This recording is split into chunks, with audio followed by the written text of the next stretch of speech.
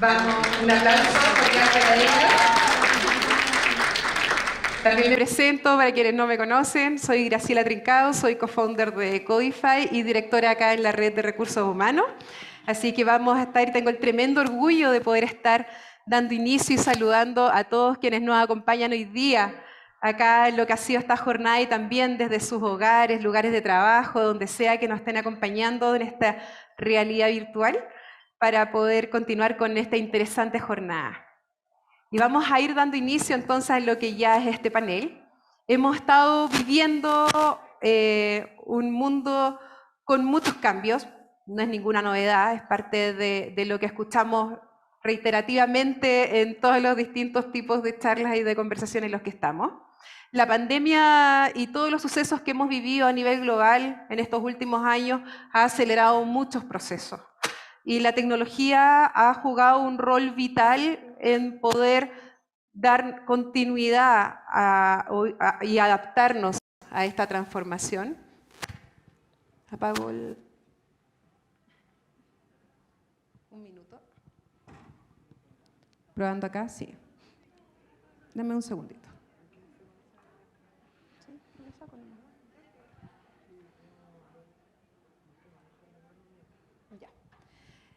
Bueno, entonces continuando con lo que estábamos conversando, pero uno de los aspectos muy importantes cuando conversamos acerca de tecnología y de innovación, recurrentemente estamos viendo cuáles son los distintos tipos de soluciones que están saliendo permanentemente para poder facilitarnos nuestras vidas tanto en lo laboral como en lo personal. Pero hay un aspecto muy importante de ello que no siempre está en la primera línea de lo que vemos a nivel... ¿Sí? Tú me dices. ¿Sí? Gracias. Que no está siempre en la primera línea de lo que ocurre a nivel de lo que son las organizaciones, que tiene que ver con los temas de protección de datos y con los temas de ciberseguridad. Y es lo que vamos a acercar hoy día, vamos a conversar con un panel muy entretenido, que nos acompañan 3 tremendos speakers y vamos a abordar de esto. Voy a aprovechar a presentar a cada uno de ellos. Voy a partir acá, en primer lugar, si me dan un segundo.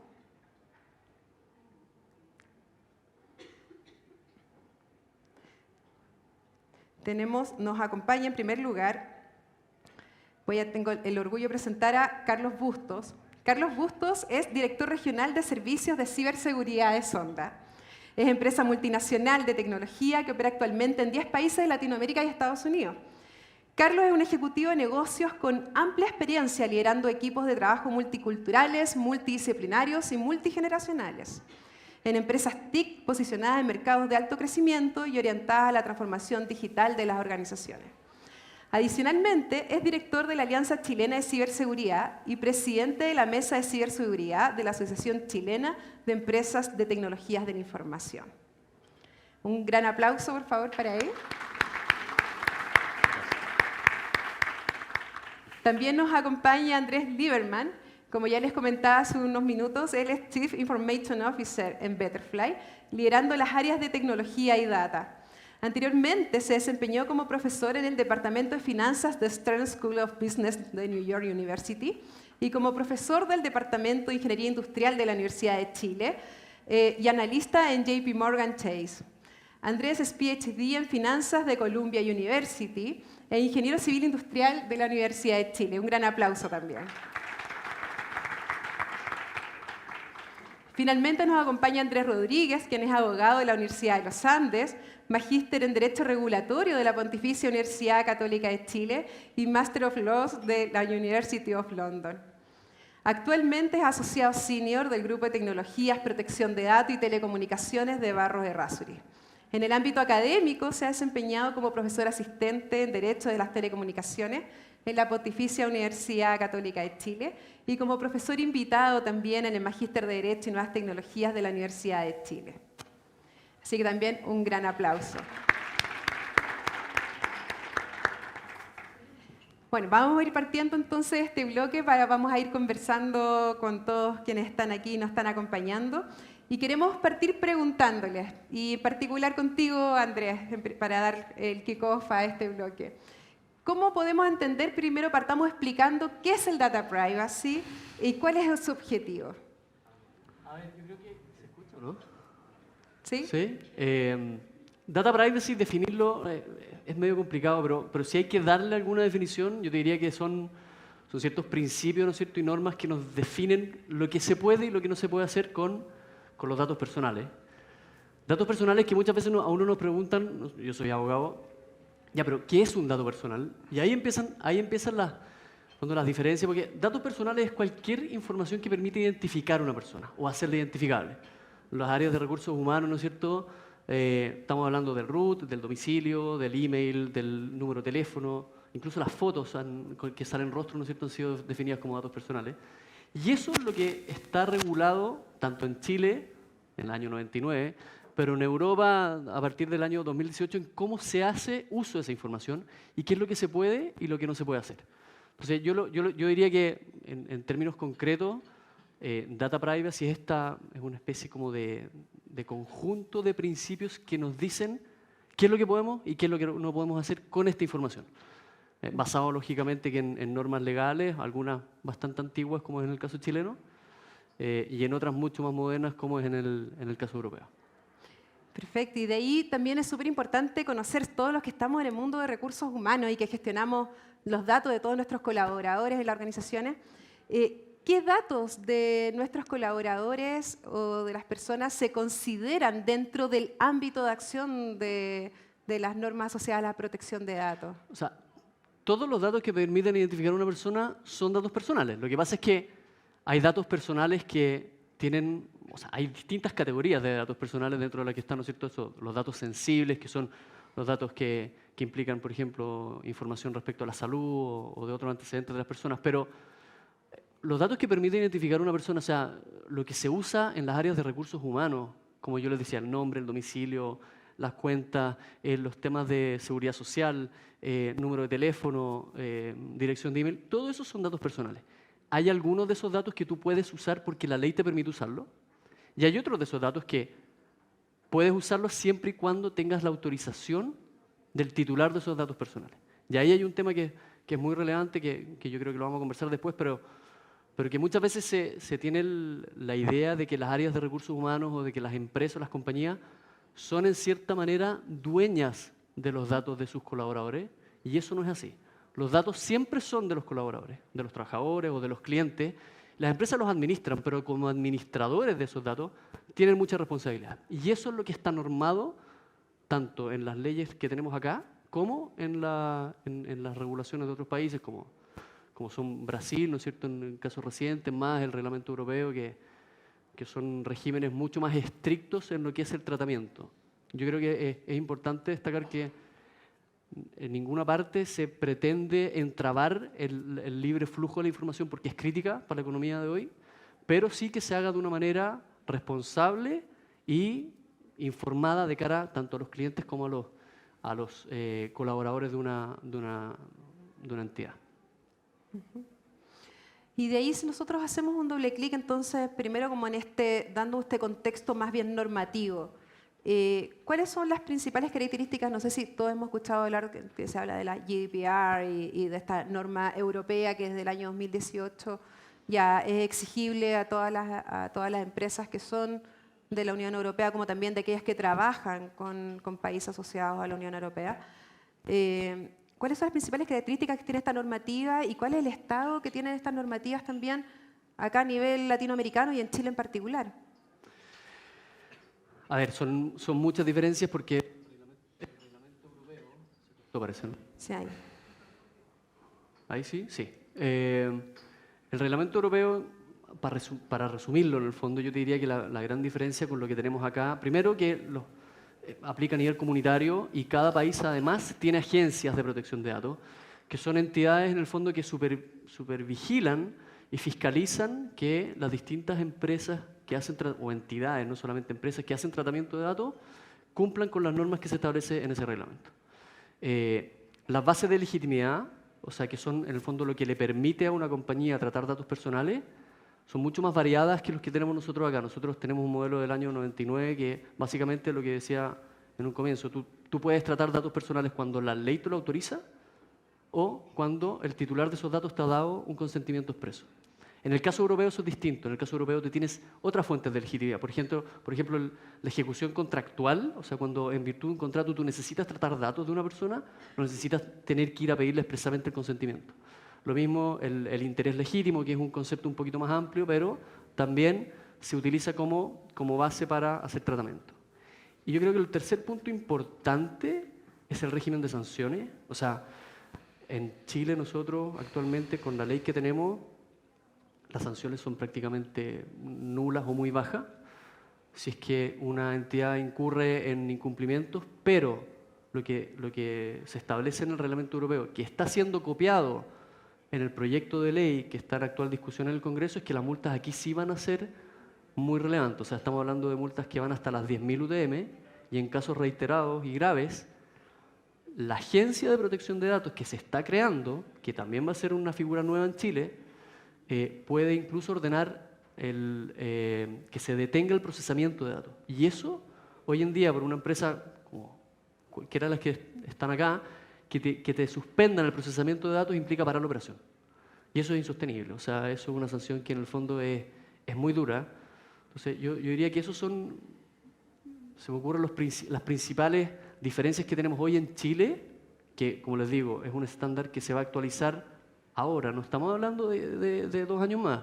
Nosotros hemos estado en conferencias que ha dado el ministro Jackson y el gobierno está tan comprometido con este proyecto que de hecho está con urgencia, se está discutiendo todas las semanas, ya pasó por la primera Cámara, que fue el Senado, ahora está en revisión por la Cámara de Diputados y el proyecto se espera que salga ahora en el corto plazo. Entonces el llamado un poco también es a ser súper previsores en lo que se viene, porque los plazos de vacancia que establece esta norma nueva, que es en el fondo el plazo de adecuación que van a tener para ir a los nuevos estándares, como está redactado hoy, son 12 meses. Entonces no es mucho tiempo y esto implica cambios organizacionales profundos.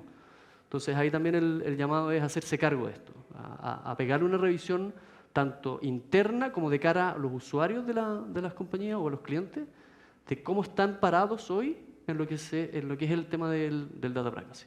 Pero, y en ese sentido, la normativa, lo que está en discusión hoy día en el Congreso a nivel chileno, y así también está pasando en los sucesivos países de Latinoamérica, de hecho hay otros países que ya han avanzado como Brasil, Panamá, etcétera,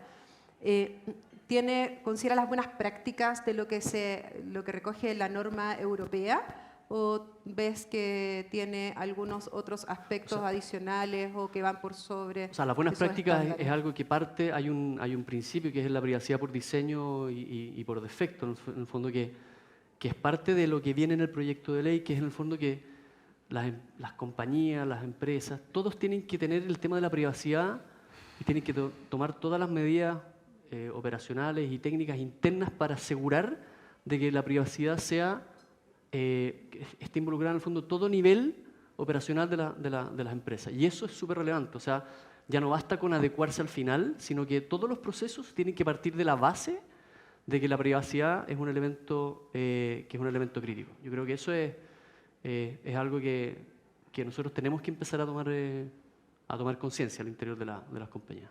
Entonces, esto es súper relevante porque efectivamente es una realidad que es transversal, que nos afecta a todos, a todo tipo de organizaciones públicas, privadas, y no tan solo a quienes entregamos servicios asociados a tecnología o manejo de información.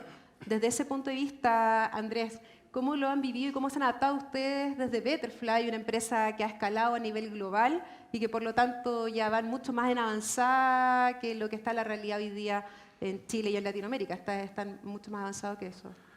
Mira, yo te diría que para nosotros el tema de data privacy, seguridad de datos en general, todo lo que tenga que ver con tecnología y procesamiento de esta información que nos permite de alguna manera proveer nuestro servicio, yo creo que tiene 2 carriles. Por un lado está el tema regulatorio, legal, compliance, que está hablando Andrés, que yo lo miro como una lista básicamente de protocolos y procesos que uno tiene que cumplir.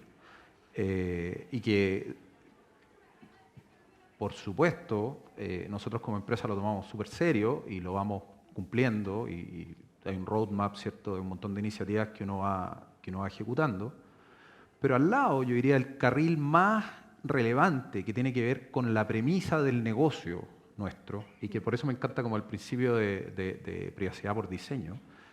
El negocio nuestro está formado, está fundamentado alrededor de un respeto de la privacidad de los datos y de la seguridad de los datos, que es súper central. O sea, es tan fundamental como que es parte de lo que vendemos. Hay un contrato de alguna manera implícito que nos hace funcionar de esa manera. Y hay cosas explícitas, por eso que están como al lado del checklist, el consentimiento, qué sé yo, todos los términos y condiciones. Pero yo lo veo como un imperativo para los negocios, especialmente digitales hoy día, en el mundo de recursos humanos, pero en general en la industria, de que si uno no se pone en el corazón esta misión de ser respetuoso, de tener la privacidad, de ser muy explícito con lo que uno está haciendo en términos tecnológicos, como nosotros que ponemos la tecnología al servicio de las personas, por lo tanto está al centro del propósito de lo que hace Betterfly. Y por lo tanto es parte de la propuesta de valor que tenemos nosotros. Si uno no hace eso, de alguna manera queda competitivamente atrás. Y por lo tanto yo lo veo como algo que para nosotros es bien natural, ha sido bien natural. Ahora, eso no quiere decir que no haya costado, como con cualquier startup que parte y tú tenés 5 personas que están pensando en todo lo que hay que hacer, y cuando la empresa va escalando, vais tomando los procesos de a uno, vais cumpliendo con este checklist, con esta lista. Pero siempre ha estado en el ADN nuestro, y por lo tanto dar estos pasos nunca ha sido muy difícil, nunca ha sido algo como que tú pongáis al final y digas, ya, ahora nos vamos a preocupar de data privacy, ahora nos vamos a preocupar de seguridad. Es algo que desde la concepción de la empresa, del negocio principal de la empresa, ha estado siempre presente. Buenísimo. Y desde ahí también, Carlos, ¿qué consideraciones crees tú que son relevantes? Y ya después vamos a estar además abordando el tema de ciberseguridad, pero desde incluso de la vista más global de data privacy, que tiene que tomar una organización cualquiera, de cualquiera de los que estamos nosotros acá presentes, que nos están acompañando desde sus hogares, más allá de ser o no proveedora de servicios de tecnología o de trabajar con los temas de tecnología de la información. A ver, un poco continuando con lo de Andrés, porque el punto de Andrés es súper interesante. Aquí hay un tema de normativas que está perfecto y hay que cumplir. Y de repente cuesta, porque es complejo, están los aspectos legales, están los aspectos técnicos. Es difícil hacer convivir estas dos cosas, pero yo quiero reforzar lo que dijo Andrés.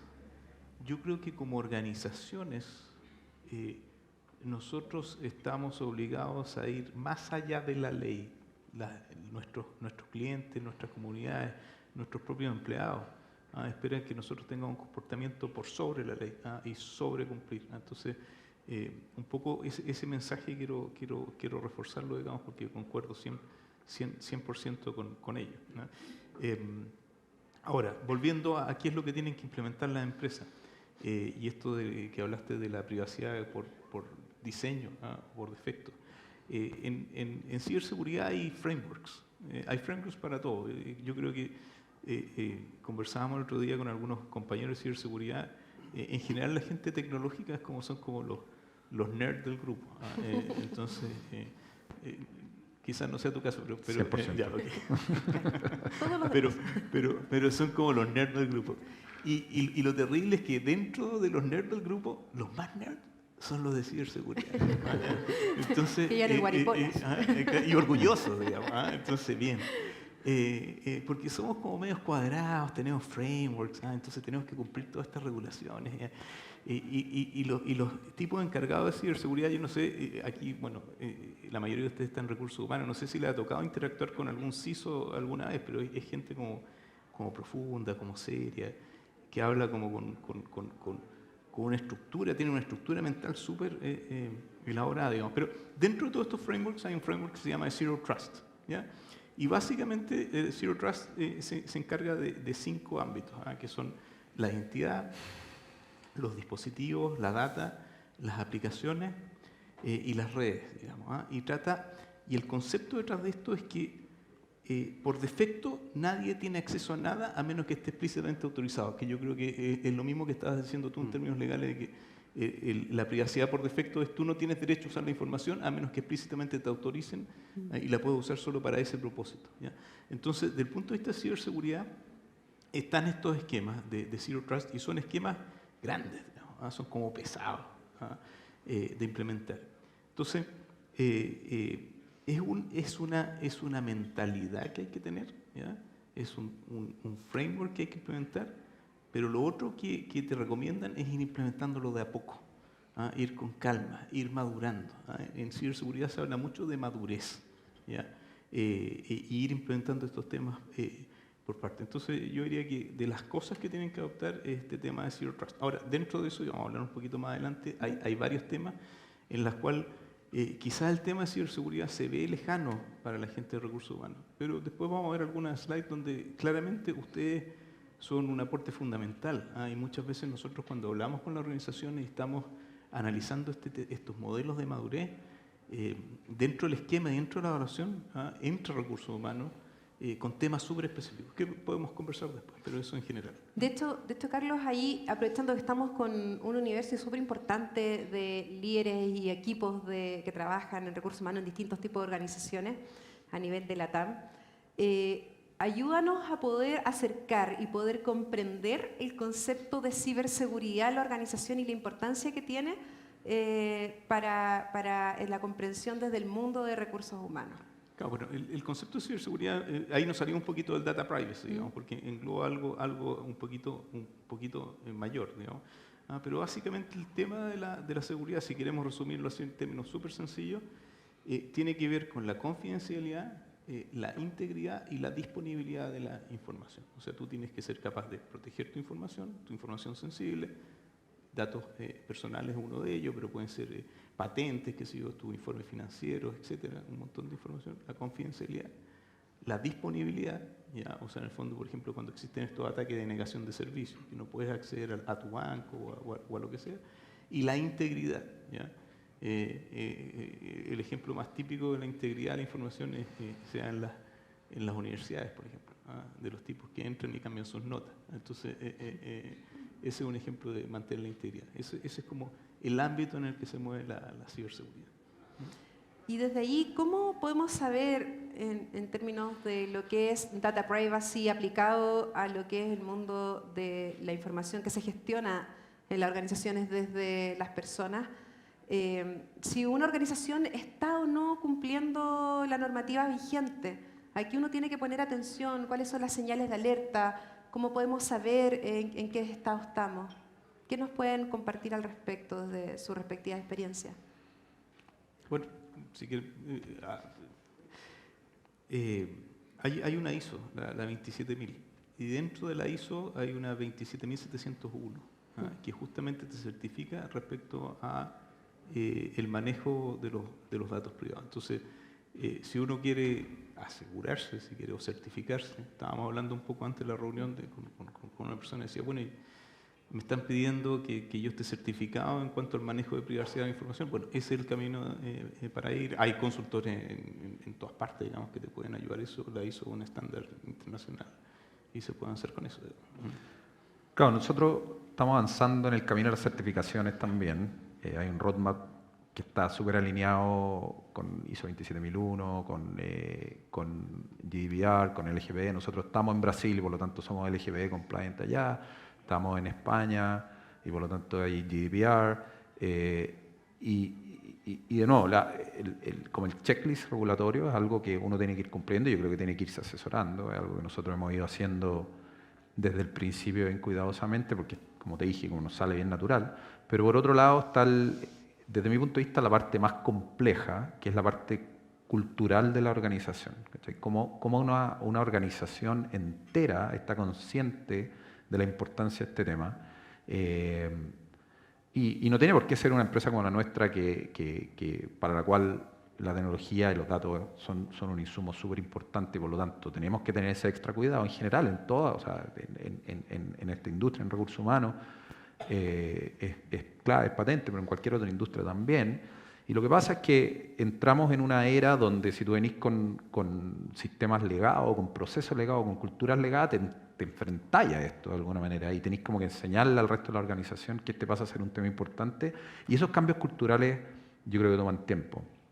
De nuevo, la experiencia que conocemos nosotros en Betterfly es que nosotros somos, de alguna manera, siempre se habla como nativo cloud, ¿cierto?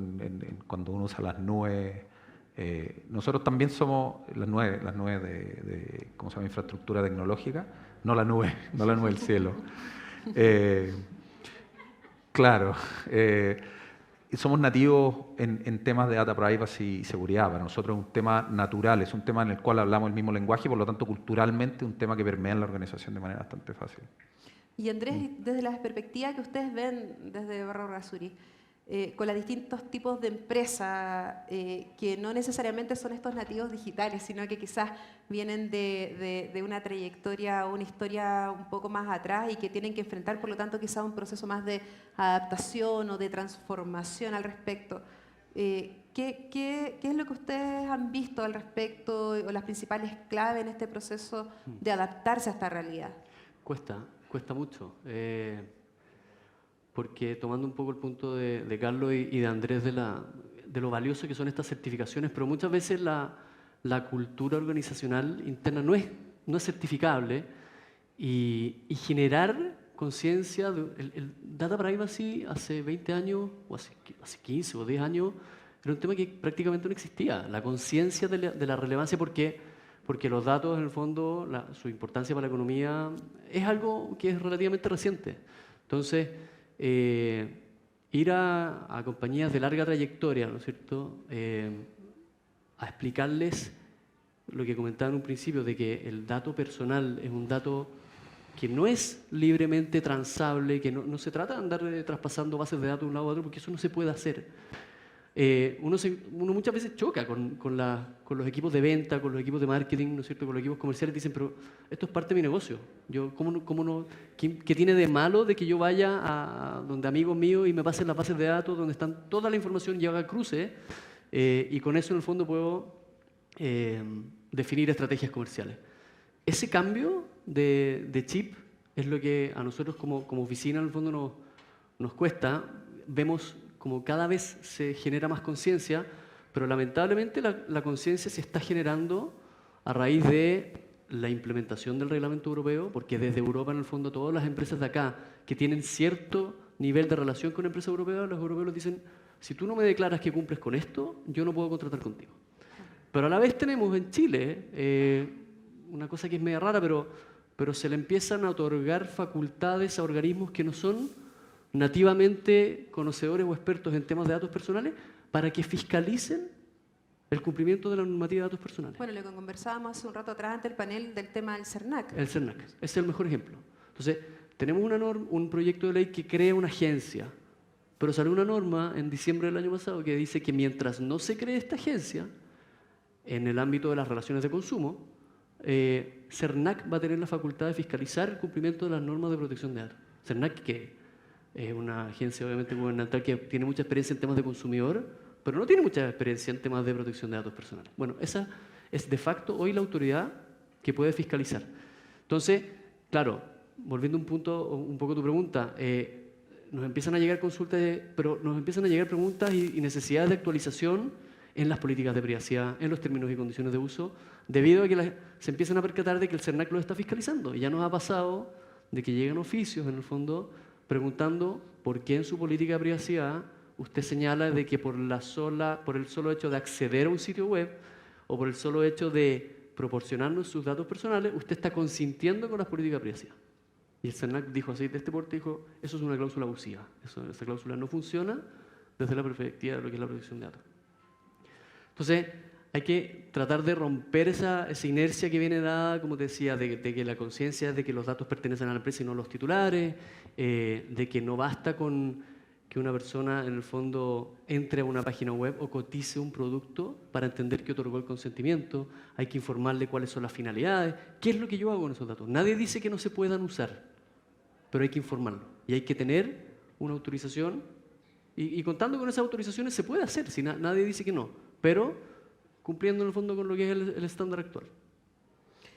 Y ahí desde la perspectiva, más cuando lo aplicamos al mundo de recursos humanos y de los datos de nuestros colaboradores, colaboradoras, ¿qué artefactos organizacionales, por decirlo de alguna manera, son aquellos que uno puede ocupar o echar mano desde las empresas para poder ir cubriendo estos aspectos? No sé, por ejemplo, reglamentos internos, sí, anexos de contrato. ¿Cómo esto lo vamos aterrizando entonces? Mira, nosotros, por lo general, esto tiene dos dimensiones. Una dimensión de cara a clientes, que la dimensión de cara a cliente es la más usual, en el fondo, que es la política de privacidad, donde uno le informa a ese cliente qué es lo que hace con su información y obtiene su consentimiento, ¿no es cierto? Y la otra es la cara interna, que la cara externa, la verdad es que, o esta dimensión externa, si uno no tiene la dimensión interna bien, como una máquina bien aceitada, muchas veces no funciona. Y eso, siempre nosotros recomendamos 3 cosas. Uno, en la relación con los proveedores, con terceros, exigir o hacer una debida diligencia respecto de que esos terceros cumplan con los estándares de ciberseguridad, de protección de datos, porque muchas veces son esos terceros a través de los cuales, por ejemplo, se producen filtraciones. Si uno puede demostrar que cuando contrató con ese tercero tuvo una gestión de diligencia, le pidió las ISO, ¿no es cierto?, etcétera, tu nivel de responsabilidad por esa filtración baja. Eso es lo primero.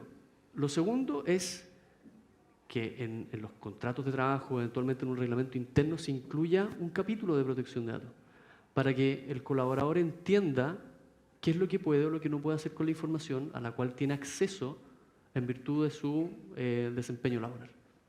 Y tercero, son políticas fáciles, a veces son como manuales de cortapalo, que puede ser dentro de un reglamento interno, pero también puede ser un documento aparte que uno le explica a los colaboradores, tú puedes hacer esto y no puedes hacer esto con la información. Porque esa es la única forma que tú tienes en el fondo de empezar a generar conciencia. Después, obviamente, se pueden hacer capacitaciones, pero un documento, nosotros siempre decimos, redactado por abogados, pero para que lo lea gente que no son abogados, que sea un lenguaje fácil, porque estas no son normas difíciles de entender. O sea, son ciertos conceptos, ciertos principios, que teniéndolos claros a nivel organizacional, primero los va, en el fondo, les va a evitar muchos problemas a futuro, pero además los hacen estar en cumplimiento con los estándares que te van a pedir terceros de afuera. Entonces, el costo hoy en día en Chile reputacional de no tomar estas medidas, yo creo que es el más grave. Más que el costo pecuniario o económico de la sanción, así como de... No, o sea, cuando se producen filtraciones de información hoy en día uno ve cómo esto sale en todos los medios de prensa, sale en las redes sociales y ese es el daño más grande que sufre la empresa hoy. Por no haber implementado esta gestión, o sea, el revisar que ese tercero efectivamente cumpla con los estándares, que sean empresas responsables, que hagan tratamiento de datos como lo dicen o como lo mandatan las normas. Y de ahí, claro, hemos entendido y hemos estado conversando un poco más como de cuáles son aquellos aspectos que tenemos que tener en consideración, aspectos concretos, prácticos, para el tema de protección de datos, pero también cómo saber y cómo conocer el nivel de madurez que también tenemos y cómo vamos avanzando a nivel de ciberseguridad, Carlos. Bueno, para eso tenemos tenía Sí. una pequeña slide. No sé si nos pueden proyectar ahí en producción, hay una lámina. Hay varios frameworks, ¿ya? Y como decía, todo esto está basado en modelos de madurez, ¿ah? En particular voy a mencionar uno que es el NIST, ¿ah? Un estándar norteamericano, público, información pública, y básicamente lo que... No sé si se puede proyectar la diapositiva, ¿no? Este estándar lo que tiene son 108 preguntas específicas, ¿ya? Que tienen que ser respondidas por distintos personas dentro de la organización. En particular el CISO, el Chief Information Security Officer, ¿ya? Pero dentro de esas 108 preguntas hay 10 preguntas que son específicas para recursos humanos, ¿ya? Y este modelo tiene como cinco grandes temas o sea, 5 grandes funciones, ¿no es cierto? Y dentro de cada una de esas funciones van colocando ciertas preguntas, ¿ya? Primero, la primera función es identificar, ¿ya? La segunda es proteger, detectar, responder y recuperar, ¿ya? En este tema de ciberseguridad. Y identificar, proteger y recuperar son los ámbitos en que recursos humanos entran, ¿ya? Con estas 10 preguntas. Y en particular en el tema de proteger, yo diría que la función más importante que tienen recursos humanos en el tema de proteger es todo lo que tiene que ver con awareness, con capacitación del personal, ¿ya? Ahora, no es, y aquí quiero profundizar un poquito más, la responsabilidad de recursos humanos no es solo decirle a la gente de qué es lo que tiene que tener cuidado o cómo protegerse, ¿ya? Porque en ciberseguridad vamos un poquito más allá. Siempre tratamos de buscar una evidencia de que esto se está haciendo, ¿ya? Entonces, por ejemplo, no sé si algunos de ustedes han hecho capacitación en tema phishing, por ejemplo, con la gente. Levanten la mano si lo han hecho, perfecto. Ya. ¿Y qué es lo que pasa? Hacemos la capacitación en phishing y ¿qué es lo que hacemos después? Hacemos una prueba de phishing, obviamente. Y cuando hacemos la prueba de phishing, ¿qué es lo que pasa? Hay varios que caen. Entonces es como uno le dijo a la gente, oye, no hagas clic sobre este link sospechoso. Le describió el link sospechoso. Y lo primero que hace es hacer el link. Entonces, en el fondo, las capacitaciones habituales que hace Recursos Humanos, que son más bien de ida, ¿ya? Y no miden comportamiento, en este caso hay plataformas específicas de capacitación que te permite ir midiendo y generando ese awareness en los distintos estamentos de la organización, porque también es distinto lo que se espera de un ejecutivo o de personas que tienen derecho a administrar datos del empleado común y silvestre. Entonces, es todo un framework detrás de eso de capacitación, y yo diría que es donde Recursos Humanos más apoya. Entonces, existen estos modelos, estos frameworks, que tienen una serie de preguntas que en base a las respuestas que tú vas dando, te va dando el nivel de seguridad y tú los vas mapeando en estos radares, digamos. Y lo que tú defines, en el fondo, es el nivel de seguridad al que tú quieres llegar como negocio. Por ejemplo, en el caso de Betterfly, el tema de protección de datos y ciberseguridad es parte esencial del negocio. O sea, lo que decía esto un poquito antes, el negocio se está basado en la confianza, y lo que se pierde no es un dato, se pierde la confianza, que es algo mucho más valioso. Entonces, tú, dependiendo del negocio en que estés, te mueves dentro de estos modelos de madurez y vas llegando del 0 al 5, digamos, una evaluación, y vas avanzando. Entonces, así vas midiendo cómo vas, digamos, porque implementar todo esto de una vez es imposible. ¿Ya? Es carísimo. O sea, tienes que irlo implementando de acuerdo a lo que el negocio te va dando, digamos. O sea, no puedes invertir más de lo que tienes. Eso, así en términos sencillos, y llevado bien a tierra de cuál es el foco de recursos humanos. Sí, de hecho, aprovechamos también a señalar y recordar que todo este material va a quedar disponible para quienes están conectados tanto desde sus casas como también quienes están asistiendo acá presencialmente, así que lo vamos a poder consultar y revisar con mayor detención también, porque es muy importante cómo lo vamos aterrizando en nuestra realidad. Y de ahí, Andrés, si vemos ahora la mirada desde quienes estamos entregando soluciones de tecnología a las organizaciones para poder facilitar sus procesos, las relaciones con sus colaboradores, etcétera. ¿Cuáles, desde la experiencia práctica que han tenido ustedes en Betterfly, son aquellos aspectos que más recurrentemente las organizaciones y por medio de recursos humanos, en nuestros casos, se les pide más a los proveedores de servicios tecnológicos de las organizaciones? Mira, varía harto. Hay una preocupación común, te diría yo, en términos de cómo la entrega de la información y el manejo de la tecnología, más bien, puede afectar a los colaboradores dentro de la empresa. Hay una preocupación y principalmente HR, o sea, eso uno lo escucha ahí. Y yo te diría lo segundo, que tiene que ver como con el nivel de madurez tecnológica de la empresa, está relacionado con justamente lo que estaba hablando Carlos, en el cual te llega como normalmente una indagatoria, una lista de preguntas que son como bien técnicas asociadas a los manejos de la información, los manejos de los procesos tecnológicos. Hay una preocupación, yo te diría que cada vez la vemos más en términos de cómo las empresas, como nosotros, gestionamos nuestros procesos internos. O sea, a las empresas no solamente les interesa lo que están viendo, en términos de, no sé, cuando ven la aplicación nuestra, por ejemplo, que la ven todos los colaboradores, o el famoso dashboard, que justamente es para los administradores de recursos humanos dentro de las empresas, que sea como la parte visible de la plataforma y que tiene algún tipo de información y algún tipo de tecnología. Las empresas se están metiendo más y más en lo que estamos haciendo nosotros por atrás, ¿cierto? Cómo estamos gestionando los procesos, cómo manejamos los procesos en la nube, cómo manejamos la gestión de la información interna. Y eso nos hace de alguna manera también irnos cuestionando, ir mejorando. Así que un proceso bien simbiótico, porque al final los clientes van determinando cómo haciendo nuestro producto. O sea, nosotros vamos respondiendo a las necesidades de los clientes. Y nos ha ayudado en ese crecimiento, en esa madurez tecnológica. O sea, obviamente la empresa con la que partimos y el producto con el que partimos ha cambiado un montón en este tiempo y los clientes son en gran parte responsables de eso. O sea, nosotros vamos respondiendo a lo que vamos escuchando.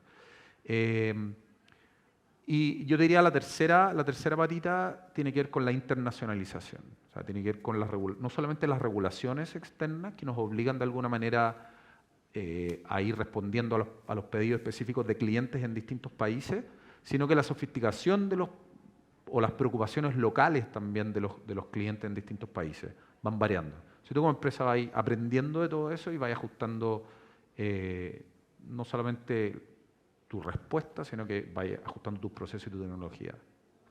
Buenísimo. Ya nos queda el último minuto, así que les voy a prestar a pedir a Carlos alguna recomendación, tips que nos puedas dar a los líderes o equipos de recursos humanos en materia de ciberseguridad, así como las 2 o las 3 cosas que tendríamos que preguntar o poner atención de manera prioritaria en torno a todo lo que hemos conversado.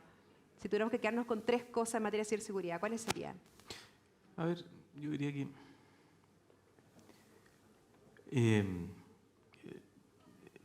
lo primero que tienen que hacer, lo más básico, es identificar dónde está la información, ¿ya? Y no es solo un tema de tecnología, el tema de privacidad, porque hemos hablado mucho de tecnología, pero la verdad es que si dejan un currículum arriba de un escritorio, eso también viola la privacidad del dato, ¿no?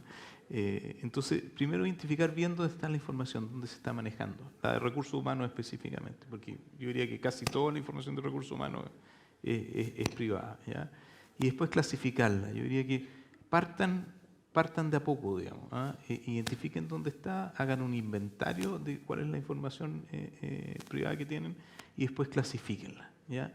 Eso yo diría como base. Después pueden ir implementando un montón de tecnología y controles de ruido, pero partan por lo básico. Perfecto. Y de ahí también, Andrés, también de modo de cierre, ¿qué recomendaciones a los equipos, a los líderes de recursos humanos que nos están escuchando y que estamos llegando a ellos, nos podrías dar de manera prioritaria, que son aquellas dudas o cosas que no tendríamos que dejar de chequear de estar haciendo? A ver, yo lo primero, y insisto en tener en el fondo llegar a la convicción de que, y entender de que la información que manejan las áreas de recursos humanos no pertenece a las áreas de recursos humanos, sino que pertenece a los titulares de esos datos. Por lo tanto, no se puede hacer lo que uno quiera. Es un tema que en Chile está regulado. Puede ser que la norma sea muy antigua, pero está regulado. De ahí entender bien cuáles son los flujos internos de la información, qué es lo que se hace. Porque muchas veces las mismas compañías no entienden o no saben qué es lo que está haciendo cada área con esa información. Y de ahí pueden salir muchos temas. Entonces, ese assessment interior de, oye, ¿estoy haciéndolo como corresponde? Es súper relevante. Y tercero, adelantarse un poco a lo que viene, porque ya está llegando acá, y es un tema de meses antes de que esto se implemente en Chile. Estoy hablando del proyecto de ley, porque esto implica romper una inercia y cambiar el rumbo en materia de gestión de información que requiere tiempo. Y eso hay que verlo como les digo, con paciencia, hay que generar la conciencia interna, y no es tan simple. Entonces, o sea, tomar las medidas y hacer las correcciones no es complejo para nada, y eso los deja en un mucho mejor pie frente a lo que viene y frente a lo que son los estándares actuales. En el mundo el estándar de protección de datos es mucho más alto a lo que estamos acostumbrados acá en Chile. Buenísimo. Y para ya ir cerrando, Andrés, desde la experiencia de Betterfly, a quienes están y trabajamos dando servicios y de soluciones tecnológicas, 2, 3 aspectos importantes que no debemos fallar en eso. Bueno, yo te diría que recalcando lo que dije antes, va más allá de una responsabilidad, tenemos que meterlo dentro del ADN de nuestras empresas, dentro del propósito de nuestras empresas que estamos sirviendo a nuestros clientes. Especialmente, bueno, ustedes son justamente nuestros clientes. Entonces, quizá el segundo, y ahí es un pedido, esto se construye entre los dos, de alguna manera. O sea, nosotros tenemos este compromiso y este propósito de tener la tecnología al servicio de las personas y al servicio de nuestros clientes, pero es muy importante que los clientes nos estén hablando también y nos estén diciendo, por aquí, por acá, esto es lo que me gusta, esto es lo que no me gusta, qué está pasando aquí, que nos pregunten, oye, ¿qué pasa con este proceso? ¿Cómo se está tratando seguridad? ¿Cómo se está tratando privacidad? Y para eso yo creo que es súper importante el empoderamiento, muy, muy importante que los grupos se sientan empoderados para venir a hablar con quien sea, ¿cierto? Con cualquier proveedor, especialmente un proveedor tecnológico, no tiene por qué ser un proveedor tecnológico ni digital. Estoy de acuerdo con la visión de que toda la data de recursos humanos es privada, pero ahí esa relación de proveedor con empresa yo creo que es crucial y bueno, que las empresas se tomen en serio esta responsabilidad. Perfecto, bueno, y con esto vamos cerrando ya este bloque. Les pido un gran y caluroso aplauso a nuestros expositores. Vamos a también, como forma de agradecimiento, le vamos a dar de regalo uno de los libros de quien va a venir ahora a continuación a compartir con nosotros, que es Rodrigo Lara, que de hecho está afuera y tiene un stand donde también invitamos a cuando ya salgamos podamos aprovechar a visitarlo. Vamos a invitar a Rodrigo que nos acompañe ahora acá en el escenario. Les agradecemos que nos hayan acompañado y esperamos poder vernos prontamente. Muchas gracias nuevamente. Gracias. Vamos a hacer la fotito de rigor.